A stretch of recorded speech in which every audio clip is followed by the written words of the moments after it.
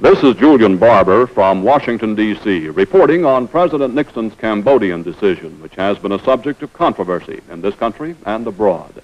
Because of that decision, much of the attention of the world has been focused since April 30th on Cambodia. Today, we'll examine why the President of the United States felt compelled to send forces into Cambodia and what has been the military outcome. At the end of April and on the first day of May, American and South Vietnamese forces began crossing the frontiers of Cambodia. They drove initially toward two regions they believed concealed major military encampments. Accompanied by American advisors, a South Vietnamese force of about 15,000 struck at a base they contend has been the major source of attacks on their capital. And meanwhile, a combined team of 7,000 American and South Vietnamese troops advanced into another region which they considered to be a troop staging and supply center. Hanoi denounced the moves as brazen U.S. aggression against Cambodia. But the Cambodian delegate to the United Nations, Kim Teet, publicly appealed to Americans to understand and support President Nixon's decision. Without it, he said, his country would be crushed. American officials said their forces entered Cambodia on a limited mission to deny the enemy supplies from a chain-like fortress network which extends along the South Vietnamese border with heavy concentrations just 33 miles from Saigon. North Vietnamese and Viet Cong battle units have long been in Cambodia, but it's the American and South Vietnamese presence there that has fanned the international storm of controversy. Why are they there? Why did they risk this campaign? To answer those questions, President Nixon went before his countrymen April 30th to explain his decision from the White House. Tonight, I shall describe the actions of the enemy, the actions I have ordered to deal with that situation, and the reasons for my decision. Cambodia, a small country of 7 million people, has been a neutral nation since the Geneva Agreement of 1954, an agreement, incidentally, which was signed by the government of North Vietnam. American policy since then has been to scrupulously respect the neutrality of the Cambodian people. We have maintained a skeleton diplomatic mission of fewer than 15 in Cambodia's capital, and that only since last August. For the previous 4 years, from 1965 to 1969, we did not have any diplomatic mission whatever in Cambodia. And for the past 5 years, we have provided no military assistance whatever and no economic assistance to Cambodia.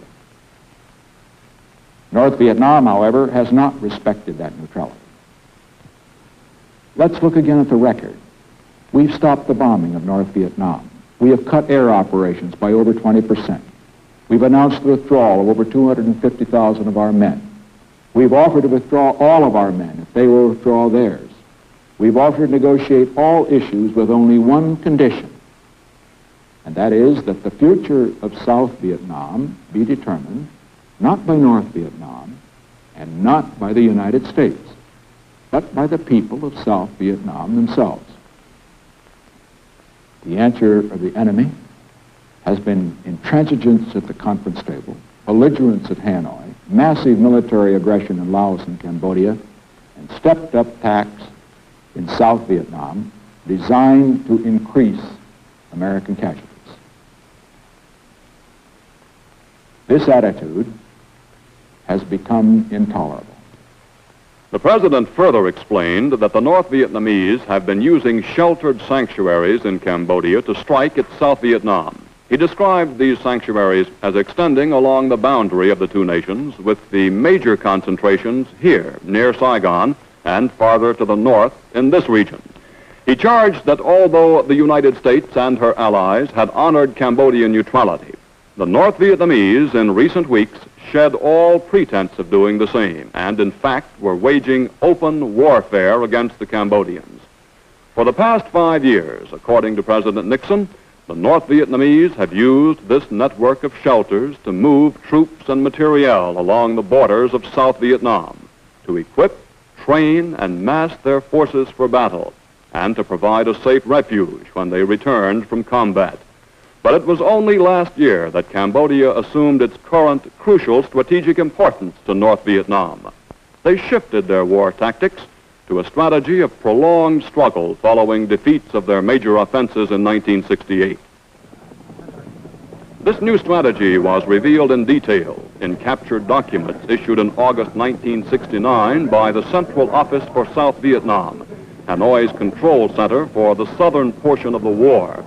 It calls for the North Vietnamese to shift the bulk of their combat forces from South Vietnam into the safety of Cambodian sanctuaries, and there to await the withdrawal of United States troops from the war zone.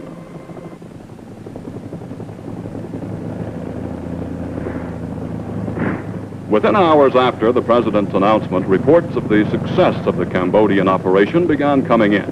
The advancing forces uncovered extensive North Vietnamese military installations, some so large and complex that field commanders described them as cities.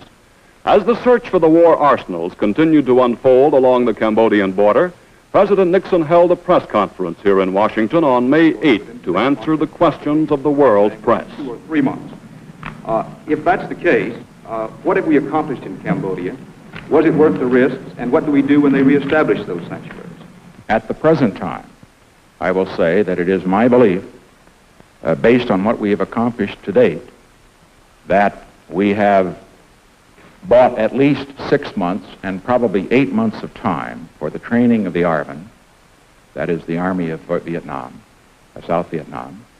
We have also saved, I think, hundreds, if not thousands, of Americans, as Frank Reynolds reported tonight on ABC. Rockets by the thousands and small arms by the millions have already been captured, and those rockets and small arms will not be killing Americans in these next few months.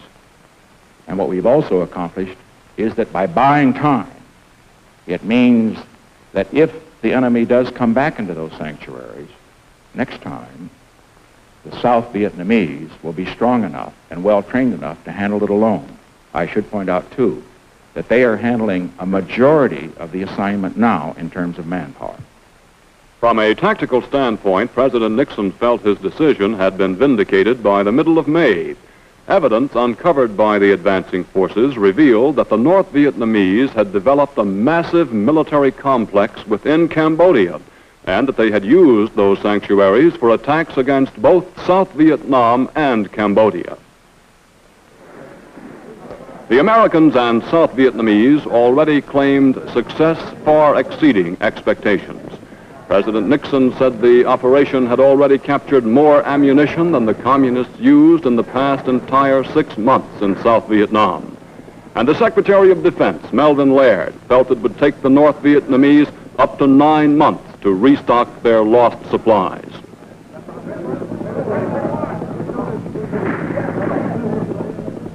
In just 2 weeks, the combined Allied forces had located some 8,600 individual weapons with 8.5 million rounds of ammunition, 1,200 crew-served weapons such as machine guns, 29,000 rocket and mortar rounds, 1,500 landmines, 200 vehicles, 4,000 bunkers destroyed.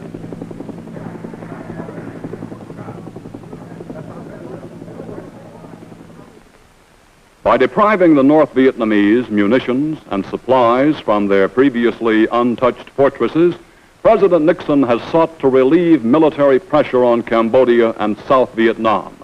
He has sought to permit continued withdrawal of forces from the war, and he has sought to hasten peace through negotiations. This is Julian Barber from Washington, D.C.